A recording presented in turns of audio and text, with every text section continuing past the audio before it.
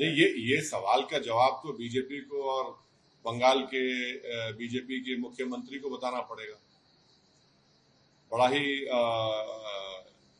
ताज्जुब की बात है कि जो कल तक एसआईआर के इंचार्ज थे, आज वो स्टेट गवर्नमेंट में आ गए। तो इस सवाल का, आपका सवाल वाजिबी है, इसका जवाब तो बीजेपी को देना चाहिए।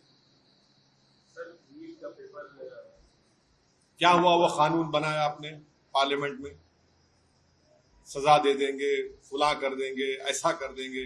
पेपर कैसा लीक हो गया भाई? और कहाँ गया प्रधानमंत्री का वो मन की बात? बच्चों को बोल रहे थे कि टेंशन मत लो। अब वो बच्चों को क्या जवाब देंगे प्रधानमंत्री? मन की बात में तो आपने कह दिया बच्चों को कि टेंशन मत लो। अब वो जो बच्चे पिछले 2 साल से तैयारी कर रहे हैं, जो उनके माँ बाप लाखों रुपया इस ये जो कोचिंग सेंटर्स में बर्बाद कर दिए, उन पर क्या गुजर रही होगी? उन गरीब बच्चों के ऊपर जो ख्वाब देखते हैं कि नीट का एक एग्जाम को क्वालिफाई करें। बीजेपी को जवाब देना पड़ेगा, प्रधानमंत्री जवाब दे। शायद प्रधानमंत्री एक और मन की बात कर देंगे उनके लिए, उतना ही होगा।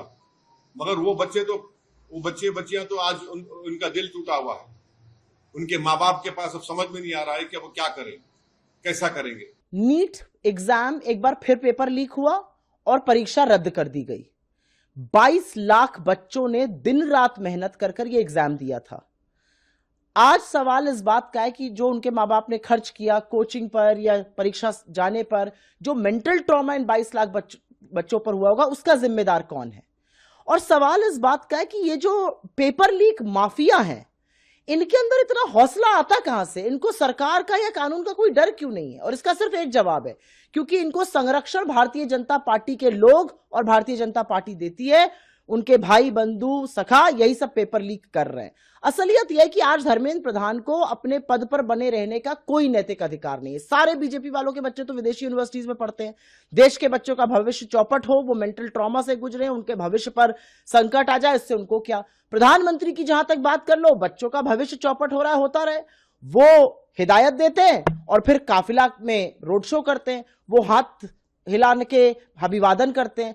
बच्चों के साथ कितना बुरा हो रहा है। जो 22 लाख बच्चे जिस मेंटल ट्रॉमा से गुजर रहे हैं, उनके आगे जो अनिश्चितता की स्थिति है, उस पर बहुत बड़ा सवाल है। और हम एक एग्जाम बिना पेपर लीक के नहीं करा पा रहे हैं और हम विश्वगुरु बनने का दावा करते हैं। मतलब कितना फर्जीवाड़ा है इस सरकार में। I am very very disturb कि उन बच्चों पर क्या बीत रही होगी। मेरे खुद के कितने जानने वाले बच्चे हैं जिन्होंने एग्जाम दिया और ये आशा थी कि उनका सिलेक्शन हो जाएगा। अब फिर से वो पूरा रिगमारोल, वो सारी चीजें, मुझे बहुत दुख है इस बात का।